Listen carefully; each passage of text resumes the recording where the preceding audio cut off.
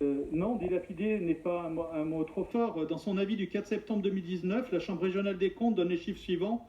Devenir propriétaire réduirait nos charges de fonctionnement de 266 millions d'euros en 2018 et 2031. Rester locataire alourdirait nos charges de 128 millions d'euros par rapport à la situation antérieure au déménagement, ce que vous appelez l'héritage Huchon, pour reprendre votre expression. Cela revient d'augmenter nos loyers de 10 millions d'euros par an. 10 millions d'euros par an, c'est 400 agents en plus pour nos lycées et nos services. Si vous voulez dépenser 10 millions d'euros en frais de fonctionnement, alors embauchez, améliorez les rémunérations et les conditions de travail de nos agents. Cessez de jouer au pingre avec les salariés et au dispendieux avec les milieux financiers. Ce rapport grève l'avenir pour que vous bénéficiez de cash pour quelques coups de com' avant les élections. Mais diable, pourquoi plomber ainsi nos finances de la région?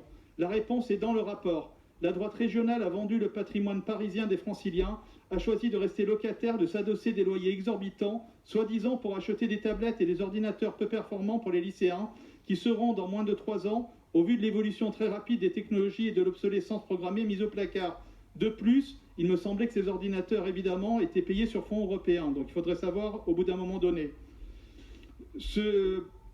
À quelques mois du scrutin régional, ce rapport aux enjeux financiers conséquents nous a été envoyé la veille d'une commission convoquée en urgence, et cela aussi est inadmissible.